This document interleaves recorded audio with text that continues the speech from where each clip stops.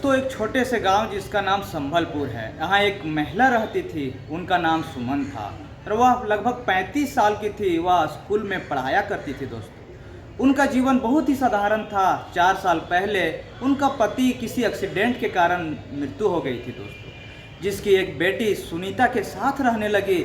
सुनीता 19 साल की थी और वह इंटर में पढ़ाई करती थी। दोस्तों, पति के जाने के बाद सुमन का जीवन बदल गया था। दिन भर काम करने के बाद वो खुद को अकेली महसूस करने लगी थी। दोस्तों, उसका दिल खाली रहने लगा और वो चाहती थी कि उसके जीवन में कोई मर्द आए, उसकी ज़िंदगी के साथ खेले, उसकी इच्छा पूरी करे। दोस्तों, ऐसा ही घटना उसके साथ कुछ ऐसा हो जाता है। दोस्तों, जो एक राजेश नाम का लड़का जो होता है, राजेश नाम का आदमी उसके ज़िंदगी में आता है और उसके साथ पूरा जी भर के प्यास बुझाता है। दोस्तों, कहानी बहुत ही इंटरेस्टिंग है और कहानी को आगे से सुनने से पहले आप लोग से एक ही रिक्वेस्ट है कि मेरे चैनल को सब्सक्राइब कर दीजिए। दोस्तों, सुमन के पति की जब मृत्यु हो जाती है दोस्तों, तो उसका जीवन, सुमन का जीवन एकदम खाली खाली हो जाता है।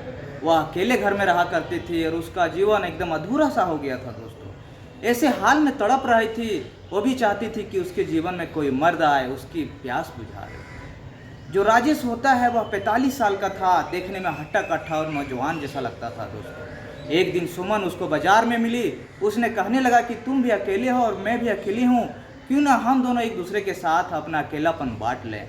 राजेश ने जब सुना तो उसको खुशी का ठिकाना नहीं रहा, क्योंकि एक खूबसूरत जवान औरत के सामने से ऑफर कर रही है तो एक आदमी कैसे मना कर सकता था। इसलिए जब उसे जवाब में हाँ ही कह दिया। दोस्तों, उसकी पत्नी का भी देहांत 8 साल पहले ही हो चुका था और वह भी किसी साथी की तलाश ही कर रहा था। दोस्तों, फिर हुआ दोनों का फ़ोन पर बातचीत का सिलसिला। बाजार में दोनों एक दूसरे को फ़ोन नंबर एक्सचेंज कर लेते हैं। उनकी खूब बातें होने लगी। रात को दिन को हर समय ही बातें करने लगा था। दोस्तों, जो राजेश होता है एक दिन मौका समझा और मेडिकल स्टोर गया और वहाँ से कुछ गोलियाँ खरीद ली। उस रात वह गोली खाने के बाद सुमन के घर पहुँच जाता है और उस देर बातें करने के बाद वह अकेले कमरे में चला जाता है। दोस्तों, और 5 मिनट में दोनों एक दूसरे को कपड़े निर्वस्त्र हो जाते हैं और एक दूसरे के साथ प्यास बुझाने लगते हैं। दोस्तों, उनके बीच का सिलसिला इतना तेज हो गया था कि सुमन की आवाज़ें कमरे से बाहर तक सुनाई देने लगी। सुमन की बेटी जो सुनीता थी अपने कमरे में सो रही थी। दोस्तों, दोनों की आवाज़ें सुनकर वह चौंक जाती है और कमरे से जब बाहर निकलती है और अपनी माँ का दरवाज़ा जब धीरे से खोलती है तो खोलने के बाद वह देखकर दंग हो जाती है। दोस्तों, जो राजेश कर रहा था सब उसने दोनों को आपत्तिजनक स्थिति में देख लेता है। दोस्तों, यह दृश्य देखकर उसकी आंखें फटी की फटी रह गई। शुरू में वह गुस्से में आई, लेकिन फिर उसने पूरा नज़ारा देख लिया। फिर जब राजेश बाहर निकला तो सुनीता जल्दी से अपने बिस्तर पर सो जाती है। फिर सुमन ने जाकर चेक किया कि सुनीता सो रही है या कहीं गई हुई है, तो वह तो देखता है कि उसकी बेटी वही पलंग पर सोई हुई है। यह सिलसिला लगातार हर रोज़ का एक काम बन गया था। दोस्तों, और सुमन के साथ पूरी रात रुकता और दोनों लोग एक दूसरे के साथ इंटीमेट होते। इसके साथ सुख और चरम सुख की राजेश जो होता है वह हरदम सुमन को देता रहता। वह 45 साल का हट्टा कट्ठा आदमी सुमन को हर रात संतुष्ट किया करता था। सुमन की बेटी जो सुनीता थी इसके बारे में सब कुछ जान गई थी। ये रात की इन लोगों की खिड़की से झाँक कर देखा करता था, लेकिन हमेशा चुप ही रहती थी, कभी उसने कुछ कहा नहीं। जब भी राजेश घर पर आता था तो सुमन की बेटी सुनीता उसको देखकर मुस्कुराया करती थी और उसकी मुस्कुराहट में कुछ ऐसा था जो राजेश को ध्यान कहीं और खींच रहा था। दोस्तों, कुछ इस तरह से मुस्कुराती थी जैसे वह भी राजेश के साथ वह सब करना चाहता है जो उसके माँ के साथ हो रहा है। सुनीता की मुस्कान राजेश के दिमाग को कंट्रोल से बाहर कर रहा था।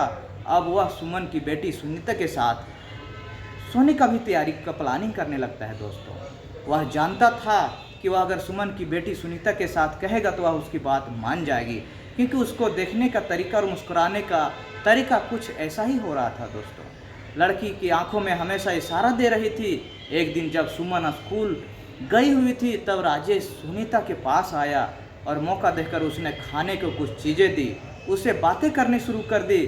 फिर धीरे धीरे वह उसके करीब आने लगा। दोस्तों, फिर उसको यहाँ पर टच करने लगा, जहाँ तहाँ उसको छूने लगा। दोस्तों, सुनीता ने उसका भी विरोध नहीं किया। वह भी 19 साल और 21 साल की लड़की थी और उसके दिमाग में भी अलग अलग विचार चल रहे थे और वो भी राजेश के साथ पूरा एंजॉय करने लगी। तभी सुमन अचानक से घर आ जाती है।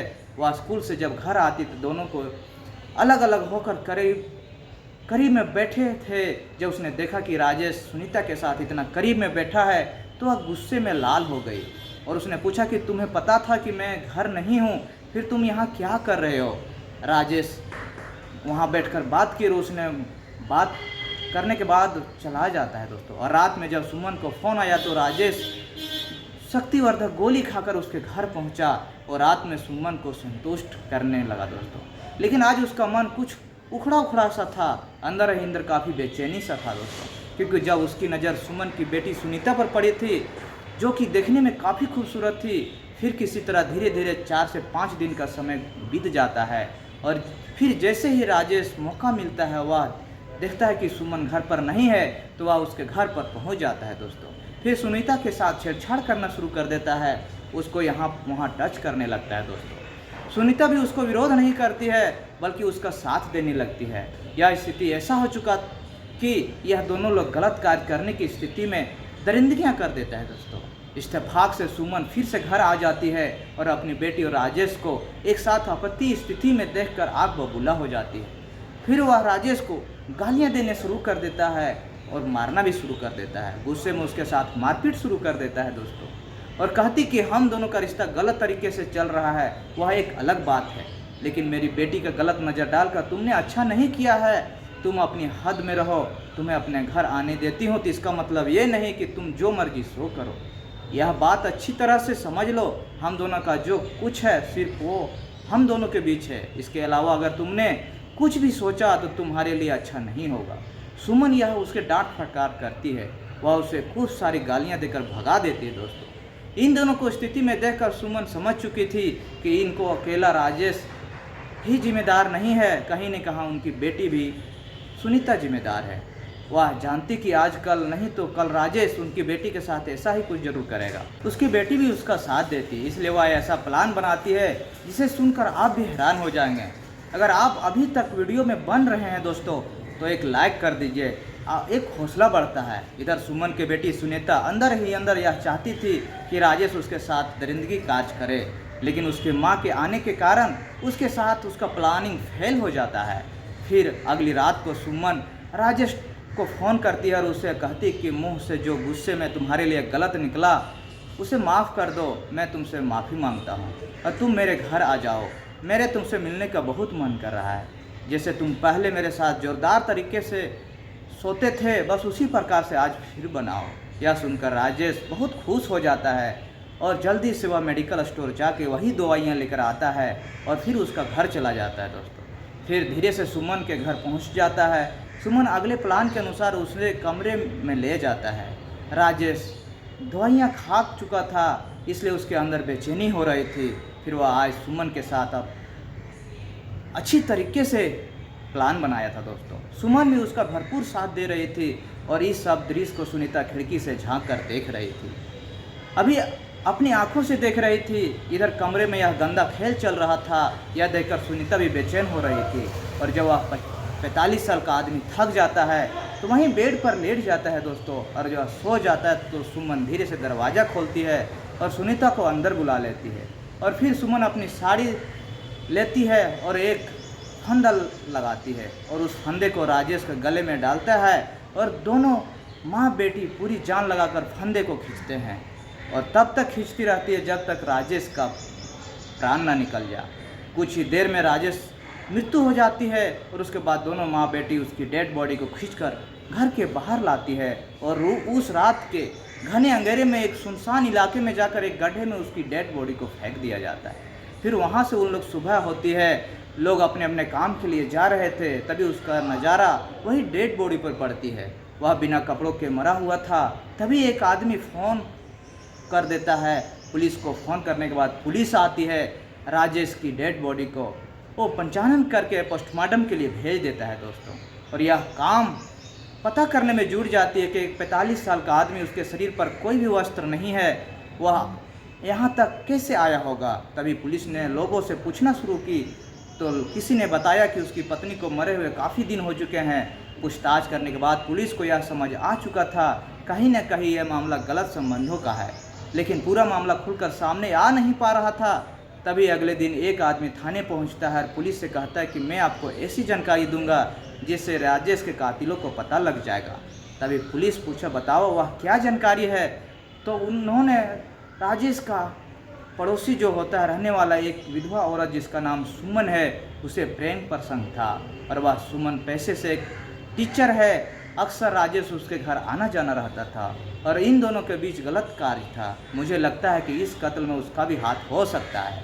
फिर अगले ही दिन पुलिस के पास सुमन और राजेश की कॉल डिटेल निकाली जाती है, जिसमें यह पता चलता है कि कई घंटे तक लगातार इन दोनों के नंबर से बातचीत हुआ करता था। फिर पुलिस तुरंत सुमन के घर पहुंचती है और उसे पूछताछ करती है दोस्तों। तो सुमन इस बात का खुलासा कर देती कि हाँ, मेरे पति गुजर जाने के बाद राजेश के साथ संबंध हम लोगों बहुत शारीरिक संबंध बनाते थे, लेकिन राजेश की मौत में मेरा कोई हाथ नहीं है, मैं जानता तक भी नहीं हूँ और मुझे नहीं पता कि उसने किसने मारा है। पुलिस इनकी बात सुनकर वहाँ से चली जाती है, लेकिन पुलिस का शक सुमन पर लगातार बना रहता था दोस्तों। फिर राजेश की लाश लोकेशन निकाली जाती है तो वह सुमन के घर ही मिलती है और उसके फ़ोन पर आखिरी कॉल रात के लगभग 10:30 बजे की थी, जो सुमन ने ही किया था। और 11:05 रात के समय राजेश ठाकुर, जो राजेश होता है, सुमन के फ़ोन का लोकेशन एक साथ एक ही घर में पाई गई थी। पुलिस फिर से सुमन के घर पहुंचती है और सुमन उसकी बेटी को थाने ले जाती है। दोनों से अलग अलग पूछताछ की जाती है। सुमन तो अपने बात पर कायम थी, लेकिन सुनीता जो उसकी बेटी थी पुलिस के सामने ज़्यादातर नहीं टिक पाती है दोस्तों, और वह पूरी बात बता देती है। उसने पुलिस को बताया कि मेरी माँ राजेश के साथ गलत संबंध थे, वह मेरे साथ भी संबंध बनाना चाहता था। इस बात से मेरी माँ बहुत गुस्से में परेशान थी और फिर उन्होंने राजेश का मौत का प्लान बनाया और हम लोगों ने मिलकर राजेश को मार कर उसे गड्ढे में फेंक दिया। फिर पुलिस इन दोनों को कोर्ट में पेश करती है। वहाँ से इन दोनों को जेल भेजा जाता है दोस्तों, और सुमन की जमानत नहीं होती है, लेकिन उसकी बेटी की जमानत हो जाती है। वह अपनी माँ की तरह ज़िंदगी नहीं जीना चाहती है। उसकी एक अच्छे घर में शादी हो जाती है और वह एक अच्छी ज़िंदगी अपने पति के साथ जी रही थी दोस्तों। ये कहानी सुनाने का किसी को मन या भावना को ठेस पहुंचाना नहीं है दोस्तों, बस समाज में इस तरह से घटनाओं को आप लोग को जागरूक करना है दोस्तों।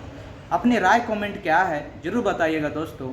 आप लोग से एक रिक्वेस्ट है कि चैनल पर नए हैं तो चैनल को सब्सक्राइब कर दीजिए दोस्तों। फिर मिलते हैं अगले वीडियो में, तब तक के लिए नमस्कार।